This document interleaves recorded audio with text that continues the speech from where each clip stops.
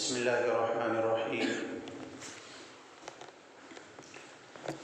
الحمد لله رب العالمين، والصلاة والسلام على سيد الأنبياء والمرسلين وعلى آله وأصحابه أجمعين.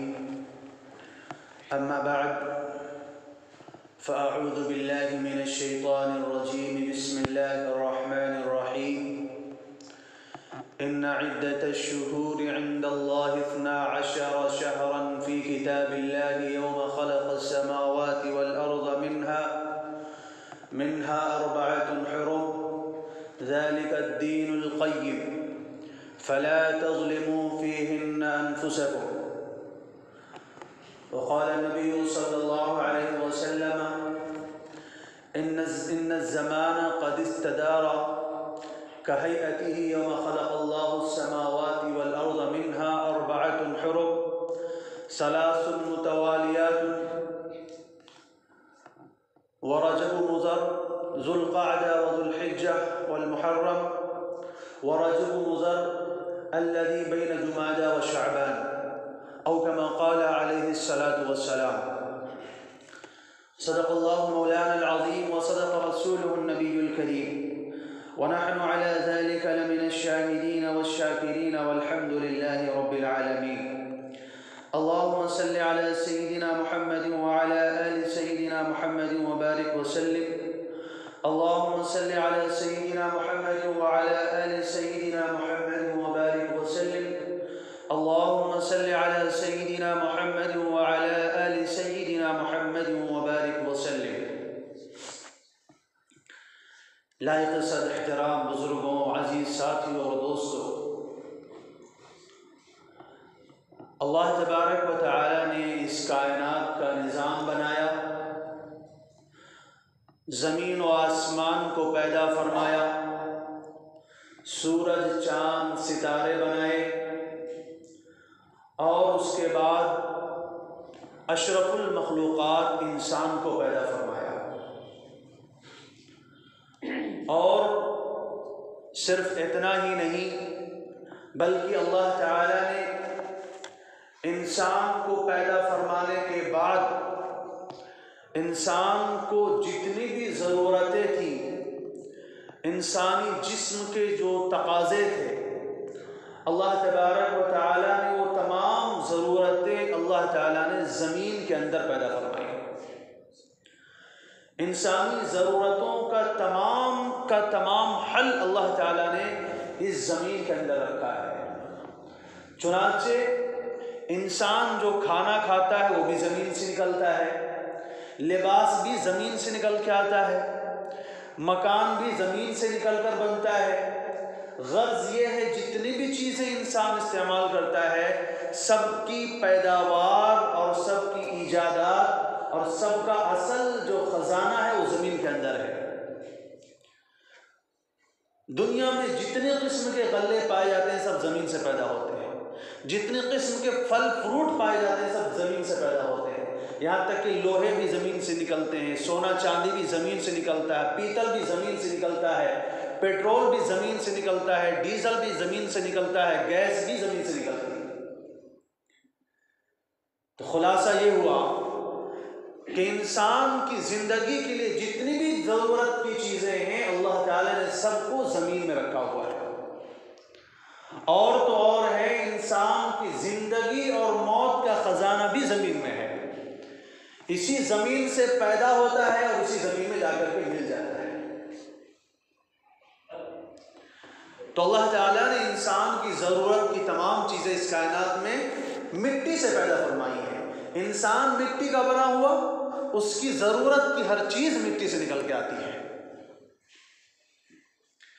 تو انسان کو فطری طور پر جن چیزوں کی ضرورت ہوتی ہے اس میں جو ایک سب سے اہم چیز ہے وہ وقت ہے.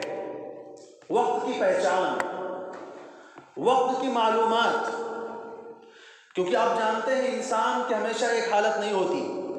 ایک وقت وہ ہوتا ہے جب انسان دنیا میں موجود نہیں ہوتا ہے، پھر ایک وہ وقت آتا ہے جب انسان پیدا ہوتا ہے، بچپنا گزرتا ہے، جوانی آتی ہے، پھر ادھیڑ عمر کو پہنچتا ہے، پھر بڑھاپا آتا ہے، اور پھر انسان دنیا سے چلا جاتا ہے. انسان کی زندگی کی مختلف حالتیں ہیں، اور صرف انسان اپنی زندگی تک محدود نہیں ہے، انسان کی زندگی میں بہت سارے رشتے ہیں، اس کے ماں باپ ہیں، بھائی ہیں، بہن ہیں، رشتے دار ہیں، اور انسان کو دینی طور پر انبیاء علیہ السلام سے تعلق ہوتا ہے، رسولوں سے تعلق ہوتا ہے۔ تو اب یہ ساری چیزیں جاننا ضروری ہے کہ میں خود کب پیدا ہوا، میرا بچپنا کہاں گزرا، میری جوانی کہاں گزری، میرا بڑھاپا کہاں گزرا، اپنے والدین کے بارے میں، اپنے دادا دادی نانا نانی کے بارے میں معلوم ہونا، پھر انبیاء علیہ السلام کے بارے میں معلوم ہونا، اور خود اپنے آقا حضرت محمد صلی اللہ علیہ وسلم کے بارے میں معلوم ہونا کہ ہمارے نبی کہاں پیدا ہوئے، ان کی زندگی بچپنا کہاں گزرا، جوانی کہاں گزری، نبوت کا ملی، کہاں کہاں کا سفر کیے، کیسے کیسے مراحل کو گزر کر کے انہوں نے اپنی زندگی کو پورا کیا ہے، یہ ساری چیزیں انسان کے لیے جاننا ضروری ہے۔ اور یہ ساری چیزیں انسان کیسے جان سکتا ہے؟ وقت کے ذریعے۔ اگر وقت کا ہی پتہ نہ ہو تو انسان کسی بھی چیز کو متعین نہیں کر سکتا۔ جب وقت کا معلوم ہوگا، تاریخ کا پتہ ہوگا، کیلنڈر کا معلوم ہوگا، جبھی تو پتہ چل پائے گا کہ میں فلاں تاریخ کو پیدا ہوا تھا، میرے والد فلاں تاریخ کو پیدا ہوئے تھے، فلاں تاریخ کو پیدا ہوئے تھے۔ تو یہ ساری چیزوں کا جو پتہ چلتا ہے ہمیں، جو ہمیں علم حاصل ہوتا ہے، وہ تاریخ کے ذریعے ہوتا ہے۔ اور دنیا کے اندر جو تاریخ چلتی ہے، یا یہ کہیے کہ دن معلوم کرنے کے اور تاریخ معلوم کرنے کے جو کیلنڈر ہیں، جو تقویم ہیں، وہ تین طرح کے ہیں۔ ایک وہ ہوتا ہے جس کا تعلق سورج سے ہوتا ہے، یعنی ایک وہ کیلنڈر ہوتا ہے جو سورج سے چلتا ہے، دوسرا وہ کیلنڈر ہوتا ہے جو چاند سے چلتا ہے، اور تیسرا وہ کیلنڈر ہوتا ہے جو ستاروں سے چلتا ہے۔ سورج سے چلنے والے بہت سارے کیلنڈر ہیں، لیکن ان میں سب سے زیادہ مشہور جو ہے وہ عیسوی کیلنڈر ہے۔ جیسا کہ ابھی آپ جانتے ہیں کہ 2021 چل رہا ہے، اس کو عیسوی کیلنڈر اس لیے کہا جاتا ہے کہ لوگ کہتے ہیں اس کا تعلق جو ہے وہ عیسیٰ علیہ السلام کی پیدائش سے ہے۔ اس کے علاوہ جو ستاروں سے جو کیلنڈر چلتے ہیں ان کا رواج جو آج دنیا میں موجود نہیں ہے، اور جو دوسرا کیلنڈر ہے وہ ہے قمری کیلنڈر، جس کو اسلامی کیلنڈر بھی کہا جاتا ہے، ہجری کیلنڈر بھی کہا جاتا ہے، جو مسلمانوں کا کیلنڈر ہے۔ اللہ تبارک و تعالیٰ نے مسلمانوں کے ذمے فرض کیا ہے کہ اس کیلنڈر کا حساب رکھیں، جس کو ہم قمری کیلنڈر کے نام سے جانتے ہیں۔ یوں تو دیکھا جائے تو سورج بھی اللہ ہی کا ہے، چاند بھی اللہ ہی کا ہے، ستارے بھی اللہ کے ہیں، لیکن ہمیں قمری کیلنڈر کا پابند اس لیے کیا گیا ہے کیونکہ اللہ تعالیٰ نے ہمیں جتنے احکامات دیے ہیں، جتنے ہمارے اوپر جو چیزیں واجب ہیں، ان کا تعلق جو ہے وہ ہجری کیلنڈر سے ہوتا ہے۔ نماز، روزہ، قربانی، حج، عید الاضحیٰ، عید الفطر، یہ ساری چیزوں کا جو تعلق ہوتا ہے وہ ہجری کیلنڈر سے ہوتا ہے۔ اور صرف اتنا ہی نہیں بلکہ اللہ تعالیٰ نے جتنے انبیاء علیہ السلام کو دنیا میں مبعوث فرمایا، تمام انبیاء علیہ السلام کا بھی کیلنڈر جو ہوتا تھا وہ ہجری کیلنڈر ہوتا، قمری کیلنڈر ہوتا تھا۔ پہلے اس کو قمری کیلنڈر کہا جاتا تھا، ہمارے زمانے میں یعنی جب اسلام آیا تو اس کو ہجری کیلنڈر کہا جانے لگا۔ اور اس کی خصوصیت یہ ہے کہ اگر آپ کے پاس چھپا ہوا کیلنڈر نہیں ہے، آپ کے پاس لکھت صورت میں موجود نہیں ہے، آپ کو مہینے کا حساب لگانا ہے، تاریخ کا حساب لگانا ہے، سال کا حساب لگانا ہے، کیلنڈر موجود نہیں ہے، تو آپ سورج کو دیکھ کر کے اندازہ نہیں کر سکتے کہ آج کتنی تاریخ ہے، کیونکہ سورج تو روزانہ ایک ہی جیسا نکلتا ہے۔ لیکن آپ چاند کو دیکھ کر کے اندازہ کر سکتے ہیں، جب ماہرین اندازہ لگا سکتے ہیں کہ یہ پہلی چاند ہے کہ دوسری کا چاند ہے کہ تیسری کا چاند ہے کہ چوتھی کا چاند ہے۔ تو یہ خصوصیت اللہ تعالیٰ نے رکھی ہے۔ قرآن میں اللہ تعالیٰ فرماتے ہیں ان عدۃ الشہور عند اللہ 12 شہرا فی کتاب اللہ، اللہ تعالیٰ کے نزدیک مہینوں کی تعداد 12 ہے۔ یہ اللہ تعالیٰ نے کیوں فرمایا؟ کیونکہ زمانے جاہلیت میں لوگ مہینوں کے اندر بڑی گڑبڑی شروع کر دیے تھے۔ رسول اللہ صلی اللہ علیہ وسلم کی آمد سے پہلے لوگ 12 مہینے 15 دن کا سال مانتے تھے۔ اللہ تعالیٰ نے اس کو رد کیا اور فرمایا نہیں، اللہ تعالیٰ نے جس دن سے آسمان و زمین کو پیدا کیا ہے اس وقت سے ہی اللہ تعالیٰ نے متعین کر دیا ہے کہ سال جو ہوگا وہ 12 مہینوں کا ہوگا۔ فی کتاب اللہ، کہتے ہیں اللہ کی کتاب میں یہ طے شدہ ہے، اللہ نے لوح محفوظ میں لکھ رکھا ہے، منہا اربعۃ حرم، جن میں سے 4 مہینے قابل احترام ہیں۔ وہ 4 مہینے کون ہیں؟ ایک تو ذوالقعدہ، ذوالحجہ، محرم اور یہ رجب جو مہینہ چل رہا ہے۔ یہ 4 مہینے قابل احترام ہیں۔ زمانے جاہلیت میں بھی لوگ اس کا بڑا احترام کیا کرتے تھے۔ ان مہینوں کے اندر قتل و قتال سے، جنگ و جدال سے، لڑائی جھگڑے سے اپنے آپ کو دور رکھا کرتے تھے، اپنے آپ کو بچاتے تھے اور ان مہینوں کے احترام کا لحاظ کرتے تھے۔ اب مسئلہ یہ ہے کہ اسلام کے اندر بھی ان مہینوں کی حرمت باقی ہے یا نہیں ہے؟ تو بعض علماء فرماتے ہیں کہ ان مہینوں کی حرمت اسلام میں اس طرح باقی ہے کہ ابتدا جنگ کی نہیں کی جائے گی، اپنی طرف سے جنگ نہیں چھیڑی جائے گی، لیکن اگر دشمن کی طرف سے حملہ ہو گیا تو پھر اس کو جواب دیا جائے گا، پھر مقابلہ کیا جائے گا۔ اور بعض علماء فرماتے ہیں نہیں، یہ صرف اسلام کے پہلے تک خاص تھا، اول اسلام کے بعد اس حکم کو منسوخ کر دیا گیا ہے، اب تمام مہینے جو ہے برابر ہیں۔ اور ان کی ایک خرابی یہ تھی زمانے جاہلیت میں، وہ 3 مہینے لگاتار احترام جو ہوتے تھے، ذوالقعدہ، ذوالحجہ، محرم، یہ 3 مہینے لگاتار ہوتے تھے۔ آپ جانتے ہیں عرب کا جو دستور تھا، ان کی جو معاشرتی زندگی تھی، معاشی زندگی تھی، وہ لوٹ مار ہوا کرتا تھا۔ ایک طاقتور قبیلہ ہوتا تھا، ایک کمزور قبیلہ ہوتا تھا۔ طاقتور قبیلہ کمزور کو جا کر کے لوٹ لاتا تھا، ان کا مال و متاع، ان کے اسباب، ان کے مویشی، ان کی یہاں تک کہ ان کی عورتوں بچوں کو اٹھا لاتے تھے، ان کو اپنا غلام بازی بنا لیا کرتے تھے۔ تو اب 3 مہینے لگاتار جنگ نہ کرنا ان کے لیے مشکل ہوا کرتا تھا، اس لیے وہ مہینوں کے نام تبدیل کر دیتے تھے۔ کبھی محرم کو سفر بنا دیتے تھے، نہیں محرم میں لڑائی کرنے کا دل چاہ رہا ہے تو اب اس سال کا کہتے تھے، اس سال کا محرم جو سفر کے مہینے میں آئے گا، سفر کا جو ہے محرم کے مہینے میں آ گیا۔ اب سفر میں چونکہ لڑائی کرنا ان کے لیے جائز تھا، اس لیے وہ لوٹ مار کر لیا کرتے تھے۔ تو اللہ تعالیٰ نے فرمایا انما النسیء زیادۃ فی الکفر، یہ مہینوں کے اندر جو رد و بدل ہے، یہ تبدیلی ہے، یہ کفر میں زیادتی کا سبب ہے، یہ جائز نہیں ہے۔ اللہ تعالیٰ نے جو مہینوں کی جو تعداد متعین کی ہے اور جو نام متعین کی، بالکل ویسے ہی رہیں گے۔ اسے پتہ چلا کہ ہمارا جو اسلامی کیلنڈر ہے، اس کی سب سے بڑی خصوصیت یہ ہے کہ اللہ تعالیٰ نے یہ کیلنڈر اس وقت سے جاری فرمایا ہے جب سے دنیا قائم ہوئی ہے۔ دنیا کا سب سے قدیم کیلنڈر جو ہے وہ اسلامی کیلنڈر ہے، کیونکہ دنیا میں سب سے پہلے حضرت آدم علیہ السلام تشریف لائے، مسلمان تھے۔ جتنے بھی انبیاء علیہ السلام آئے، ان کا کیلنڈر جو ہوتا تھا وہ قمری کیلنڈر ہوتا تھا، چاند سے چلتا تھا۔ تو ظاہر سی بات ہے، اس سے یہ پتہ چلا کہ ہمارا بھی کیلنڈر بھی قمری کیلنڈر ہے، تو اس سے بات معلوم ہوئی کہ اسلامی کیلنڈر جو ہے وہ دنیا کا سب سے قدیم اور سب سے پرانا کیلنڈر ہے۔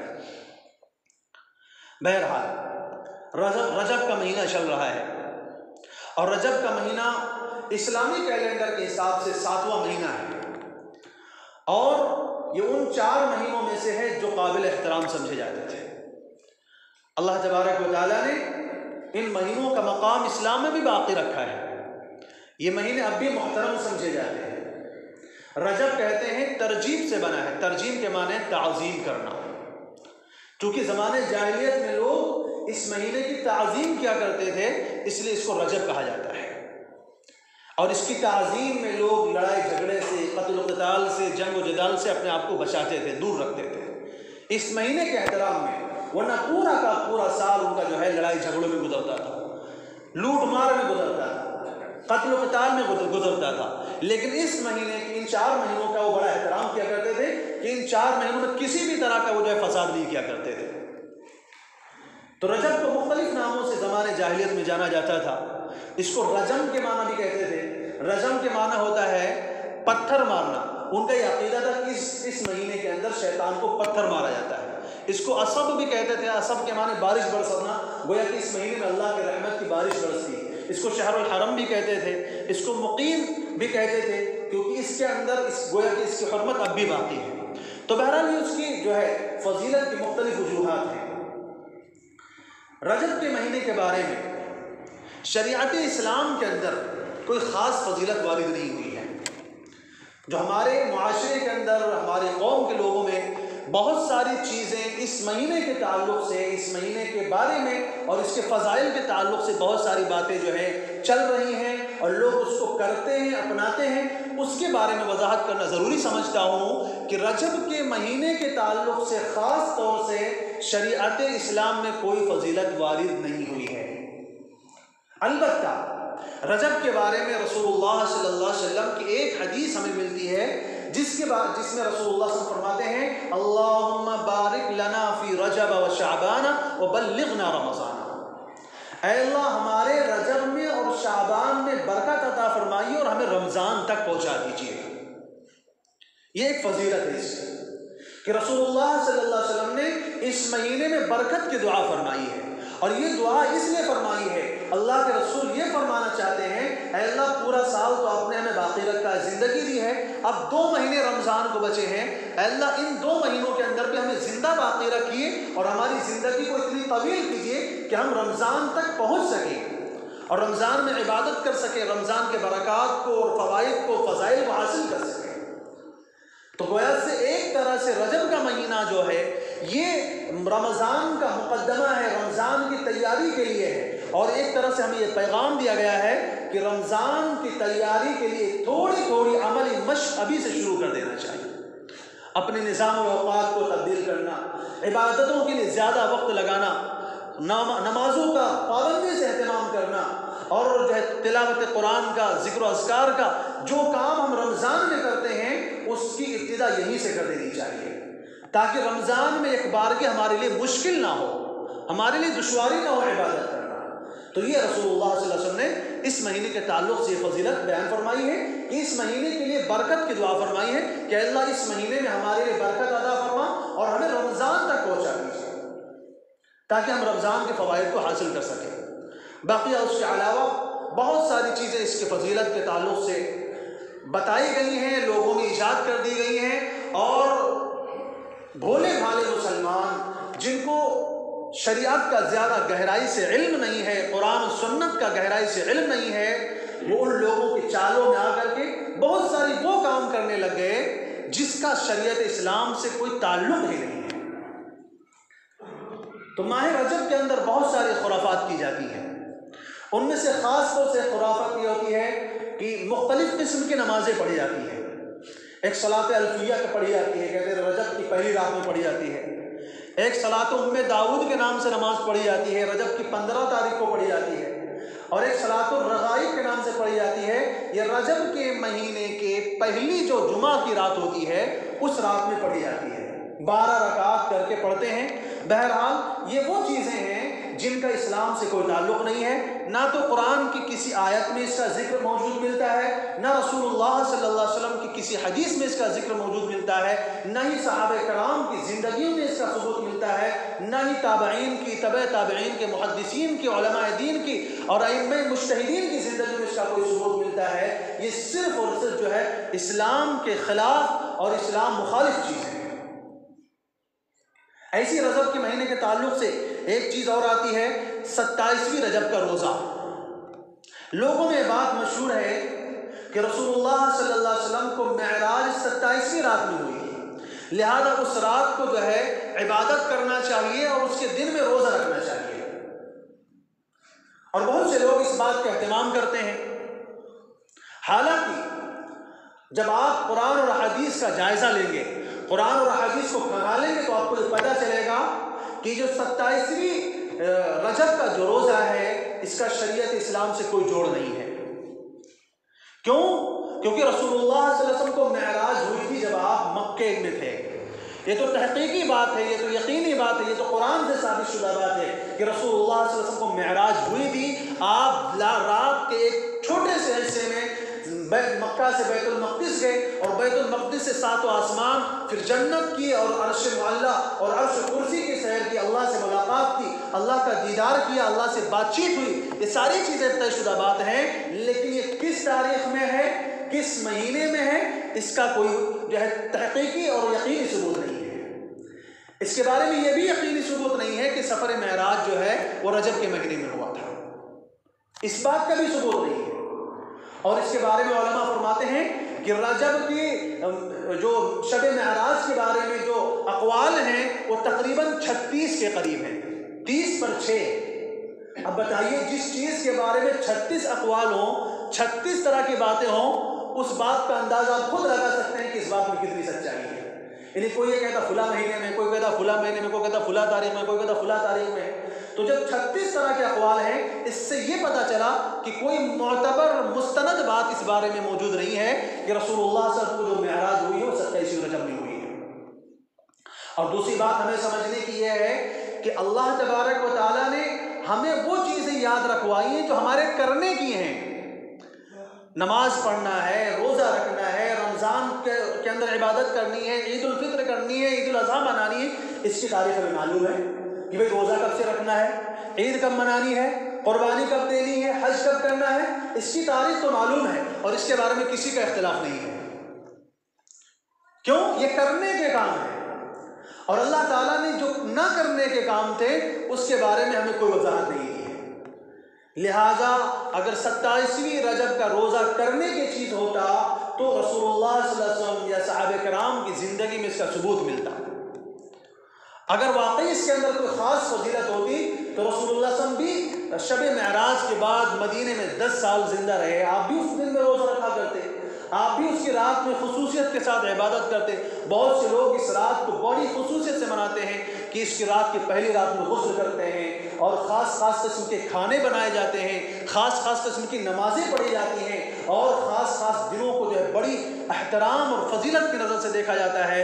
تو اس کے تعلق سے میں آپ کو یہ واضح کر دینا چاہتا ہوں کہ صحابہ کرام کے زمانے میں کچھ لوگ ایسے ہوئے تھے جو 27ویں رجب کو روزہ رکھنے لگ گئے تھے۔ عمر رضی اللہ تعالیٰ عنہ کے زمانے خلافت چل رہا تھا، عمر رضی اللہ تعالیٰ عنہ کو پتہ چلا کہ کچھ لوگ روزہ رکھے ہوئے ہیں اور وہ سمجھ رہے ہیں کہ 27ویں، ایک تو یہ روزہ رکھنا تو الگ عبادت ہے، آپ کبھی بھی روزہ رکھیں، آپ مہینے کی 30 کے 30 دن روزہ رکھیں، بہت اچھا کام ہے روزہ رکھنا، روزہ رکھنے میں کوئی برائی نہیں ہے۔ مسئلہ جو ہے اس کی تعین کا ہے، مسئلہ جو ہے وہ دن متعین کرنے کا ہے کہ فلاں دن میں روزہ رکھنا ہے، فلاں تاریخ میں روزہ رکھنا ہے۔ دن متعین کرنے کے لیے قرآن و سنت کا حکم ہونا ضروری ہے۔ ویسے آپ ہر مہینے کے 3 دن کے روزے رکھیں، آپ پیر کے روزے رکھیں، جمعرات کے روزے رکھیں، کبھی بھی رکھ سکتے ہیں، اس کے لیے کوئی ممانعت نہیں ہے۔ لیکن میں واقعہ بتاتا ہوں، عمر رضی اللہ عنہ کو پتہ چلا کہ ان کے زمانے میں کچھ لوگ 27ویں رجب کو روزہ رکھ رہے ہیں اور اس کو اہمیت دے رہے ہیں، تو عمر رضی اللہ عنہ باقاعدہ کوڑا لے کر کے وہ باہر نکل آئے اور ایک آدمی کو پکڑ کر کے بلاتے تھے اور اس کو کہتے تھے میرے سامنے کھانا کھاؤ، میرے سامنے کھانا کھا کر کے دکھاؤ اور ثابت کرو کہ تم آج روزے سے نہیں ہو۔ کیونکہ صحابہ کرام کے ہاں بدعات کا برداشت ہونا ناممکن تھا، وہ اس بات کو برداشت ہی نہیں کر سکتے تھے کہ شریعت اسلام میں کوئی نئی چیز ایجاد کر دی جائے اور وہ خاموشی سے دیکھتے رہ جائیں۔ عمر رضی اللہ تعالیٰ عنہ کو احساس ہوا کہ لوگ اس کو اہمیت دینے لگے ہیں اور سمجھتے ہیں اس میں کوئی خاص فضیلت ہے، تو یہ سمجھنے کے لیے، بتانے کے لیے کہ اس دن میں کوئی خاص فضیلت نہیں ہے، جیسے عام دنوں میں روزہ رکھتے ہو تو اس دن میں بھی رکھ سکتے ہو، لیکن اس دن کو خاص طور سے اور کوئی اہمیت سمجھ کر کے اس کو روزہ رکھنا، تو فرماتے ہیں کوڑا لے کر کے مارتے بھی تھے جو نہیں کھاتا تھا، مار کر کے اس دن کھانا کھلاتے تھے لوگوں کو، یہ سمجھانے کے لیے کہ اس دن کی خاص کوئی فضیلت نہیں ہے۔ تو ایک بات ہوگی 27ویں رجب کے روزے کے تعلق سے، اور دوسری بات جو ہے ایک کھانا خاص قسم کا بنایا جاتا ہے، جمعے کے دن میں میٹھی روٹی پکائی جاتی ہے رجب کے مہینے میں، کہتے ہیں میٹھی پوڑیاں پکاتے ہیں، پھر اس کو جو ہے تخت پر رکھ کر کے یا اور کسی چیز پر رکھ کر کے اس کے اوپر سورہ تبارک الذی بیدہ الملک، یہ سورت جو ہے اس کو 41 مرتبہ پڑھا جاتا ہے اور اس کو پڑھ کر کے یہ سمجھا جاتا ہے کہ ہمارے مردوں کے لیے ایصال ثواب اور ان کی بخشش کا ذریعہ ہے۔ تو بہرحال مردوں کے لیے آپ کو ایصال ثواب کرنا ہے تو اس کے لیے دن متعین کرنے کی کوئی ضرورت نہیں ہے، آپ دن میں چاہیں، رات میں چاہیں، صبح میں چاہیں، شام میں چاہیں، جس وقت چاہیں آپ قرآن کی ایک آیت پڑھیں، ایک کلمہ پڑھیں، سبحان اللہ پڑھیں، 1 روپیہ کسی فقیر کو دے دیں، کسی کو کپڑا پہنا دیں، اور آپ کے دل میں نیت یہ ہو، ارادہ یہ ہو کہ میرے والد کو اس کا ثواب ہو جائے، میری والدہ کو، میرے فلاں کو، میرے رشتہ داروں کو یا پوری امت کو اس کو آپ ثواب پہنچانا چاہیں تو ثواب پہنچانے کے لیے کوئی وقت متعین نہیں ہے، کوئی دن متعین نہیں ہے. آپ جب چاہیں، جس وقت چاہیں، رات کو 12 بجے آپ کو خیال آتا ہے، رات کو 12 بجے آپ قرآن کی آیت پڑھیں اور اپنے مردوں کو اِسال ثواب کریں. اور خاص دن سے خاص طریقہ بنانا، خاص کھانے تیار کر کے، خاص قسم کے ڈشیں تیار کر کے، اور یہ سمجھنا کہ یہ چیز جو ہے ہمارے مردوں کے لیے بخشش کا ذریعہ بنے گی، تو یہ اسلام میں زیادتی ہے. اسلام کے اندر وہ چیز ڈالنا ہے جو اسلام میں پہلے سے نہیں تھی. اور آپ جانتے ہیں ایسی چیز کے بارے میں رسول اللہ صلی اللہ علیہ وسلم نے بڑی سخت وعید بیان فرمائی ہے. من احدث فی امرنا ھذا ما لیس منہ فہو رد. جس نے میرے دین میں وہ چیزیں ڈالی جس کا میرے دین سے کوئی تعلق نہیں تھا تو یاد رکھو اللہ کی نظر میں مردود ہے، وہ اللہ کی نظر میں رد کیا ہوا ہے، دھتکارا ہوا ہے. مردود کا لفظ ہم کس کے لیے بولتے ہیں؟ شیطان مردود کہتے ہیں، ابلیس مردود. رسول اللہ صلی اللہ علیہ وسلم کیا فرماتے ہیں کہ جو میری شریعت میں کوئی ایسی چیز ایجاد کرے جس کا نہ میں نے حکم دیا ہو نہ اللہ تعالیٰ نے حکم دیا ہو تو وہ چیز کیا ہے؟ رد ہے، مردود ہے. ایسی ہے ایک چیز ہمارے مسلمانوں میں چل رہی ہے، کنڈوں کی رسم. بہت سارے بھولے بھالے مسلمان سمجھتے ہیں بڑا عبادت کا کام ہے، بڑا اچھا کام ہے یہ. تو اس کے تعلق سے آپ سے میں وضاحت کر دینا چاہتا ہوں.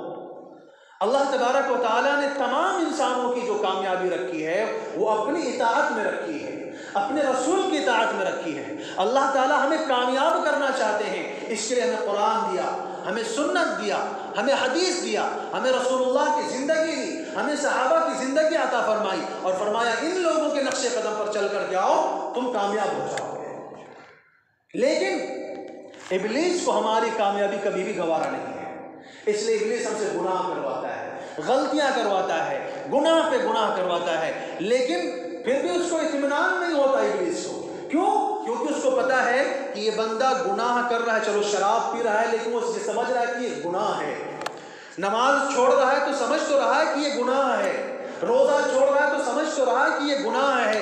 ایسی کوئی بھی غلط کام کر رہا ہے اس کو گناہ سمجھ کر کے کر رہا ہے. تو ابلیس کو دل میں یہ ڈر پیدا ہوتا ہے کہ ایک نہ ایک دن یہ توبہ کر لے گا، ایک نہ ایک دن یہ اللہ سے معافی مانگ لے گا، اور جب اللہ سے معافی مانگ لے گا اللہ اس کو معاف کر دیں گے تو میری ساری محنت پہ پانی گر جائے گا، میرا کیا کرایا سارا برباد ہو جائے گا. میں اتنی محنت سے اس کو گناہ کروا رہا ہوں، یہ اللہ سے جا کر کے معافی مانگ لیتا ہے اور میرا سارے محنت پہ جو ہے پانی پھیر دیتا ہے.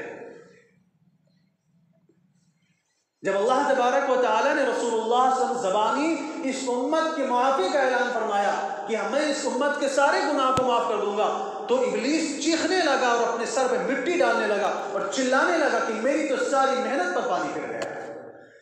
ابلیس نے کیا کہا تھا؟ ثم لآتینہم من بین ایدیہم ومن خلفہم وعن ایمانہم وعن شمائلہم ولا تجد اکثرہم شاکرین. اے اللہ، جس آدم کی وجہ سے آج آپ نے مجھے اپنے دربار سے نکالا ہے، ہٹایا ہے، مردود کیا ہے، میں اس اولاد آدم کا دشمن ہوں، اس آدم کی اولاد کا دشمن ہوں، اور میں ان کی اولاد کو جا کر کے بہکاؤں گا، آگے سے، پیچھے سے، دائیں سے، بائیں سے، ہر طرف سے آ کر کے ان کو گمراہ کروں گا. لا تجد اکثرہم شاکرین، تو اکثر ان میں سے ناشکرا پائے گا.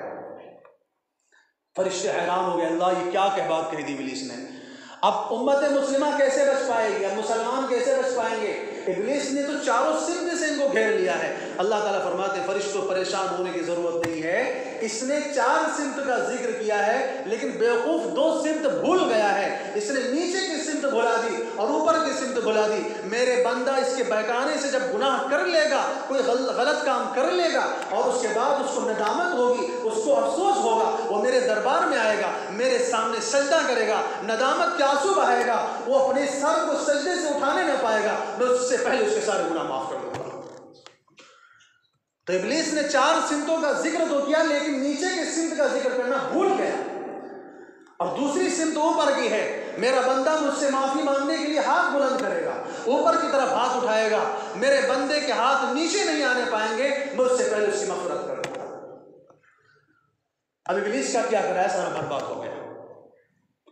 تو اسی لیے میں نے عرض کیا کہ ابلیس ہمیں برباد کرنا چاہتا ہے، ہمیں جو ہے تباہ کرنا چاہتا ہے، ہمیں گناہوں میں ڈالنا چاہتا ہے، لیکن اس طور پر ڈالنا چاہتا ہے کہ ہمیں احساس بھی نہ ہو کہ ہم گناہ کر رہے ہیں.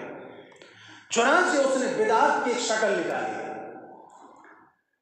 बिदात कहते हैं उस काम को जिसका ना ताल्लुक कुरान से मौजूद हो, ना सबूत अहादीस से मौजूद हो, ना सहाबा से मौजूद हो, और उस काम को हम नेक का दीन का काम समझ करके, इबादत का और सवाब का काम समझ करके करें, उसको बिदात कहते हैं। हालांकि वो काम गलत है, उस काम का कोई सबूत नहीं है, उस काम का कोई दलील मौजूद नहीं है, लेकिन फिर भी हम सवाब समझ कर, इबादत समझ कर कोई काम करें, उसको बिदात कहते हैं। अब ज़रा बताइए, जिस काम को हम सवाब समझ कर रहे हो, उस काम से कभी तौबा करेंगे? जो काम हम इबादत समझ कर रहे हैं, उस काम पर कहेंगे अल्लाह हमें माफ़ फरमा? हम तो ये समझ रहे होंगे कि इस पर तो हमें सवाब मिल रहा है, ये तो हमारे लिए दर्जात का बुलंदी, अल्लाह की खुशी हमें मिल रही है इसके ज़रिए, इससे हमारे अल्लाह राज़ी हो रहे हैं, हमारे नबी राज़ी हो रहे हैं, हमें जन्नत में जाने का टिकट मिल रहा है, और हकीकत क्या है कि हम जहन्नम के रास्ते पे जा रहे होते हैं। तो इसको कहते हैं बिदअत। तो मैंने अर्ज़ किया, ये कूड़ों की रस्म भी ये दुश्मनान इस्लाम की तरफ से, शियों की तरफ से ईजाद करदा एक रस्म है, जो दर हकीकत बुग़्ज़े सहाबा पर और सहाबा की दुश्मनी पर मबनी है। इसके बारे में एक मनगढ़ंत रिवायत लोगों के सामने बयान की जाती है कि मदीने में एक लकड़हारा रहता था, और वो बड़ा गरीब था, कमज़ोर था।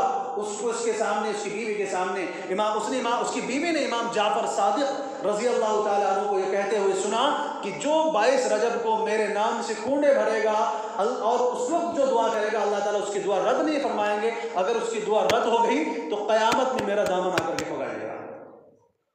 चुनांचे कहते हैं उसकी बीवी ने जो है 22 रजब को कूड़े तैयार किए, और उसको जो है कच्चे बर्तनों में रख करके, कूड़ियाँ रख कर जो है उनके नाम का जो है नजराना दिया, और उनके नाम नज़र किया।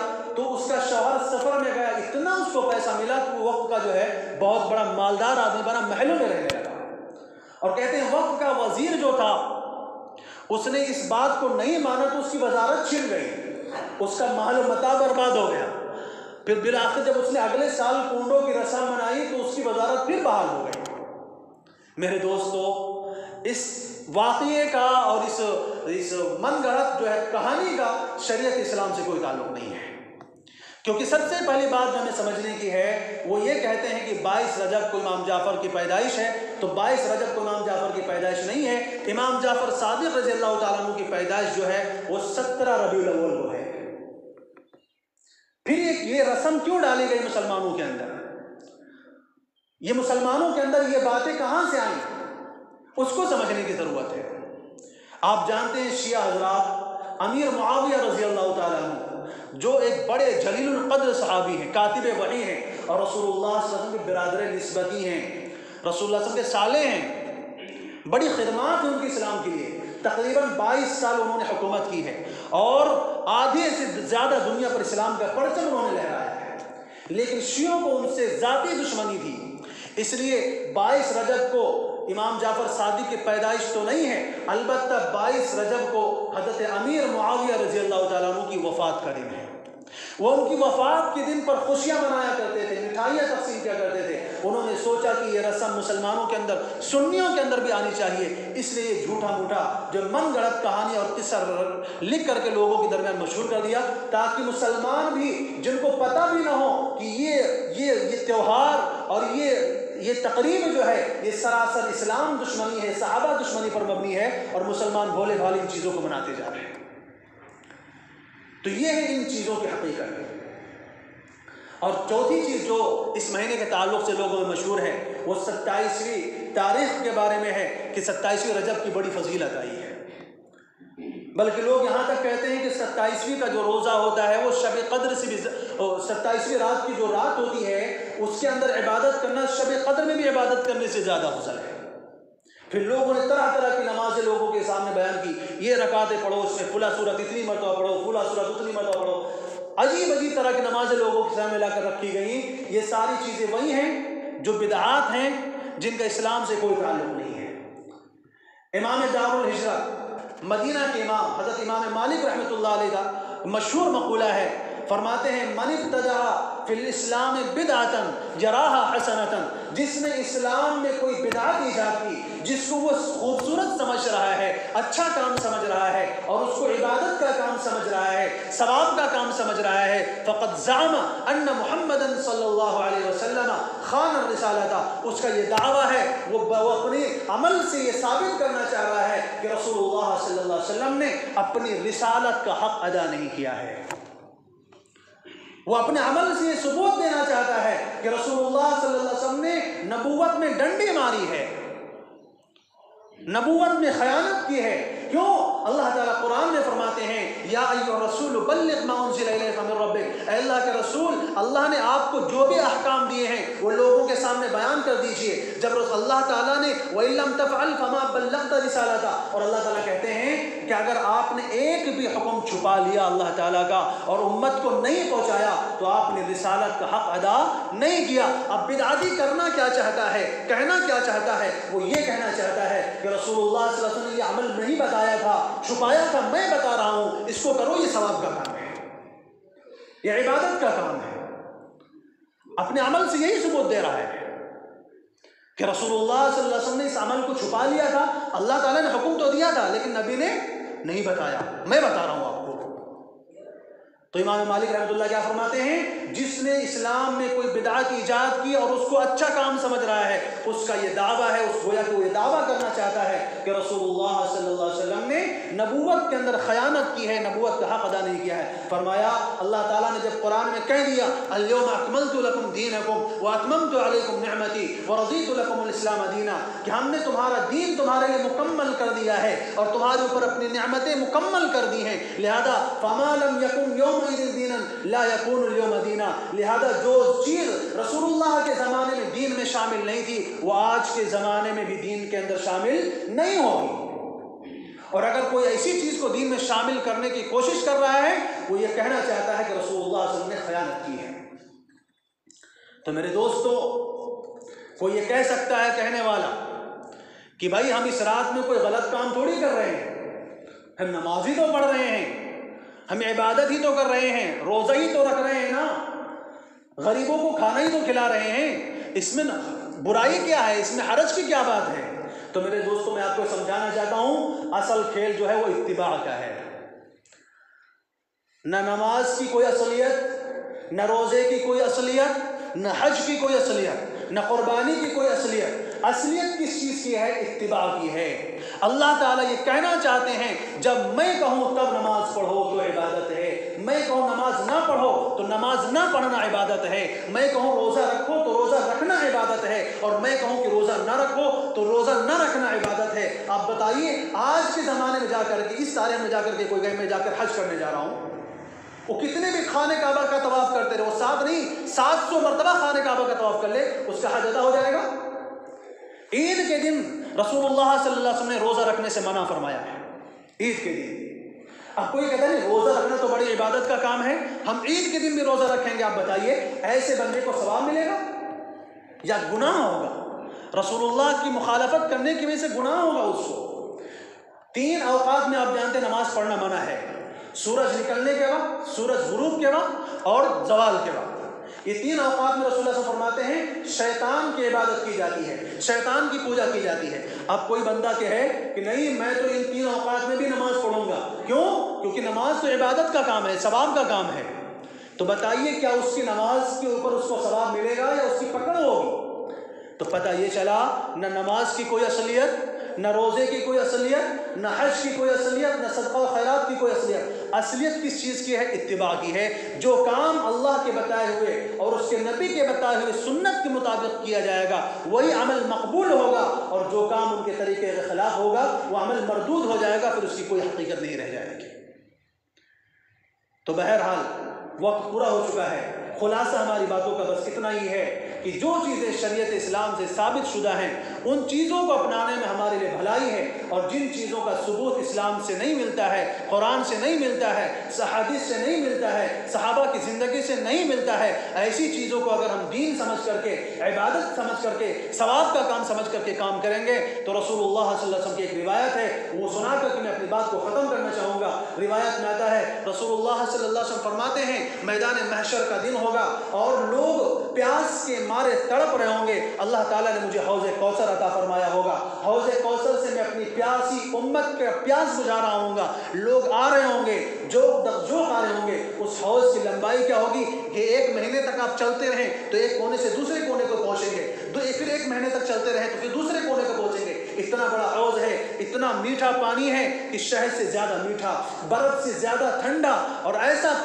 پانی جو ایک مرتبہ پی لے گا پھر کبھی پیاسا نہیں ہوگا، اور سورج کا وہ تپش اور گرمی کی وجہ سے اللہ تعالیٰ امت محمدیہ کو حوض کوثر عطا فرمائیں گے۔ نبی اپنے امتیوں کو حوض کا جام پلا رہے ہوں گے، کچھ لوگ آئیں گے نمازوں سے چہرے چمک رہے ہوں گے، چہرے کے اوپر سجدے کے نشانات بھی ہوں گے، اعضائے وضو بھی چمک رہے ہوں گے، اسلامی حلیہ ہوگا، اسلامی شکل ہوگی، اسلامی لباس ہوگا، سب کچھ ہوگا، لیکن فرشتے ان کو کوڑے مار مار کر بھگا رہے ہوں گے۔ اللہ کے رسول پوچھیں گے ان کو کیوں بھگا رہے ہو؟ یہ تو میرے اپنے امتی ہیں، میرے اپنے ہیں، میرے ماننے والے ہیں۔ صحابہ کہیں گے لا تدری ما احدث بعدک، اے اللہ کے رسول آپ کو پتہ نہیں آپ کی دنیا سے چلے آنے کے بعد انہوں نے آپ کی شریعت میں کیا کیا چیزیں نئی ڈال دی تھی، نئی چیزیں ایجاد کر دی تھی، ایسی چیزوں کو شریعت میں شامل کر دیا تھا جو آپ نے نہیں بتائی تھی۔ تو رسول اللہ صلی اللہ علیہ وسلم جن کو اللہ تعالیٰ نے نبی رحمت کہا ہے، جن کو اللہ تعالیٰ نے وما ارسلناک الا رحمتا للعالمین کہا ہے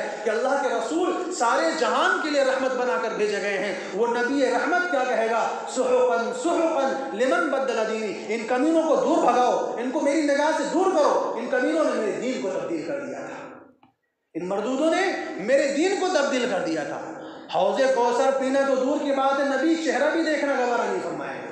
اس لیے میرے دوستو آپ کے سامنے اللہ نے قرآن بھی رکھا ہے، شریعت بھی موجود ہے، آپ کو نہیں معلوم ہے علماء موجود ہیں، آپ جو بھی عمل کریں قرآن سے معلوم کر کے، سنت سے معلوم کر کے، علماء سے معلوم کر کے عمل کریں، خود سے باپ دادا کے رسوم و رواج کو اپنا کر کے، معاشرے کے رسوم و رواج کو اپنا کر کے اگر ہم چلیں گے تو پھر تباہی اور بربادی ہمارا جو ہے مقدر بنے گی۔ اللہ تعالیٰ سے دعا ہے کہ اللہ تعالیٰ ہم سب کو کہنے سننے سے زیادہ عمل کی توفیق عطا فرمائے۔ وآخر دعوانا الحمدللہ۔ سنت